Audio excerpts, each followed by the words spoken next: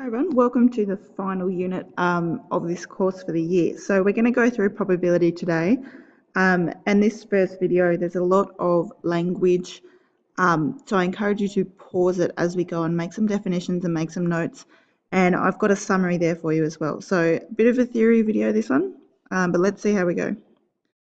So the most important thing is first of all that we define probability, and probability according to the task course documents for this course is defined as the likelihood of the occurrence of an event. Okay, in plain English, what is the chance of something happening?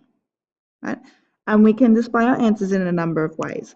So this little graph here, I thought it did really well. So we can talk about it in words. Is it impossible? Is it certain? Is it likely? Is it unlikely? We can talk about it in fractions. So you've got a 3 out of 4 chance of it happening, or you've got a 1 out of 2 chance of it happening. We can talk about it in decimals, the same, 0.5 chance, 0.75 chance. We can talk about it in percentages, which you'd hear quite a bit, 75% chance of rain or whatever. And we can also talk about it visually using diagrams that demonstrate fractions. So all of these are valid ways of talking about it.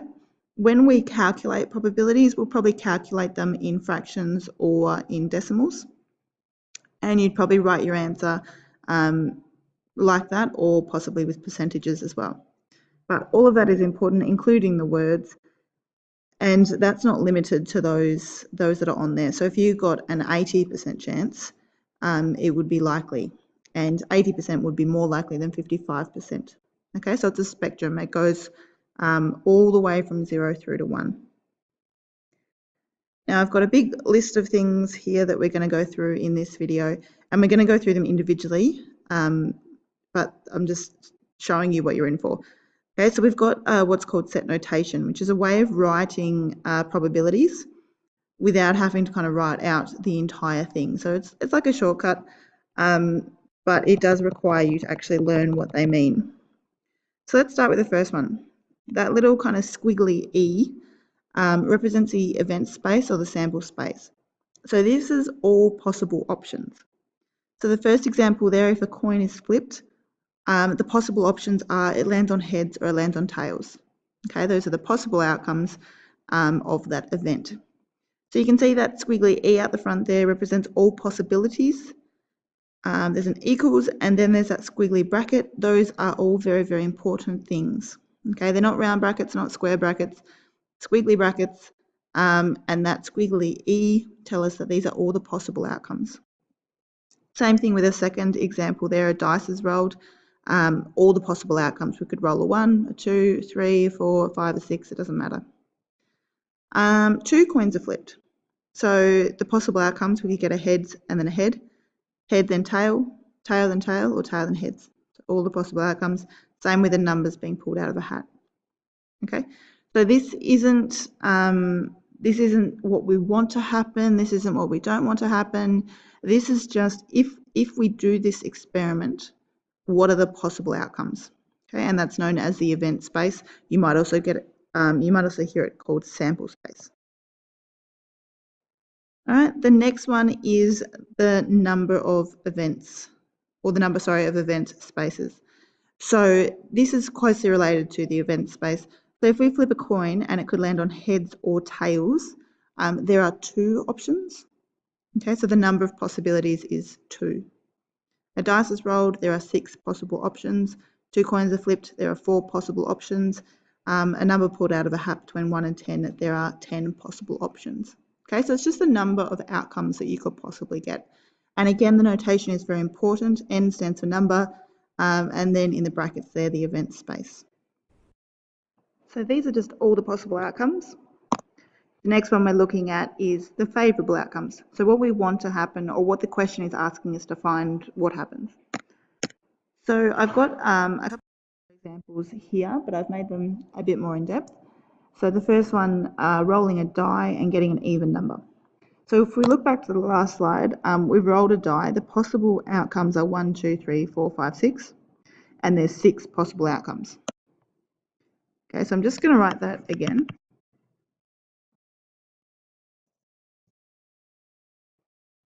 Okay, so that's all the possible outcomes.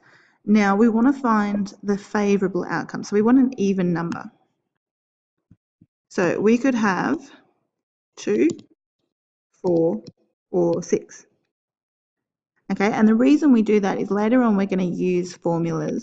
For example, the probability of getting an even number would be, 2, 4, or 6. So there's 3 options out of 6 options. So the probability of getting that is a half, or 50%. Okay, so we've kind of seen that before, but now we're taking a formulated approach to it. So when the questions get harder, we can deal with them. Okay, so these are all the possible outcomes. These are the favourable outcomes, the ones we're trying to find. Okay, and the same as we can write number of events equals 6, we can go the number of favourable events equals 3. Right? The E is a bit of a guideline. They might say the event of rolling a dice and getting an even number, and they might give you a variable such as P or L or K, and then you're just going to use that instead of the capital E. Okay, so the E can be a bit of a variable, but when in doubt, just use the E, and I think you'll pick it up the more examples we do. The next example for this one with the favourable outcomes, probability of pulling out a prime number from the hat with numbers 1 to 10. So if we remember our possible outcomes, 1, 2, 3, 4, 5, 6, 7, 8, 9, 10. Okay, so our number of possible outcomes was 10. Our number of favourable outcomes, so prime numbers, 1's a unit number, not a prime, so 2, 3, 5, 7. Okay, so the number of favourable outcomes is 4. So again, this is what we'll do later on, but if we wanted to find the probability of pulling out a prime number, it would be 4 over 10, so 40%. Okay, so we're just getting that notation down and learning how to write. So those are the favourable outcomes or the favourable events, what we're trying to find. The next few I'm going to talk about together because they're very, very closely related. And we won't calculate these because actually finding these values is pretty much an entire course together. So we're just going to have a bit of a talk about what they mean. Okay, so PR of A just means the probability of A happening. So for example, back here, we might have PR of even equals a half or 50%. We might have PR of B is 50%. Okay, it's just the probability of that happening. Same down here, probability of prime. You might even say let prime equal A and then have the probability of A occurring. Okay, so the A there is just a variable. It's the probability of this happening. Right? Similarly, probability of A with a dash on its head or probability of A dash means the probability of A not happening.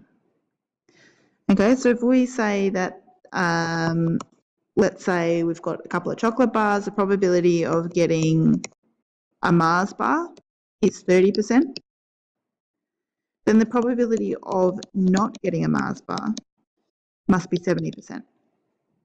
Okay, so it's everything that's not A. It's not asking you what the probability of B is or C or the probability of getting a violet crumble. It doesn't care about any of the other stuff. It's just the probability that A doesn't happen. Okay, it's mainly written like this with that A dash in all the textbooks, in all the other courses. That's what you'll see. But this probability of A with the line over its head is in the course document. So you will need to know both and you will need to understand both, but they mean exactly the same thing. Now, the next three I'm going to explain all together. Okay, so probability of A and B, okay, is denoted by that A, almost an N, B.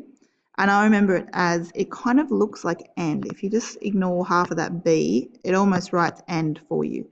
So it's the probability of A and B happening. Now, the best way I can think of explaining this is with your subjects. So let's go.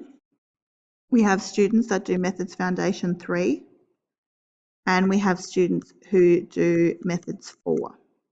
Okay, and I'm going to draw a Venn diagram to represent this. Okay, so there's students that do methods foundation 3 and there's students that do methods 4. Okay, there are also students who do both.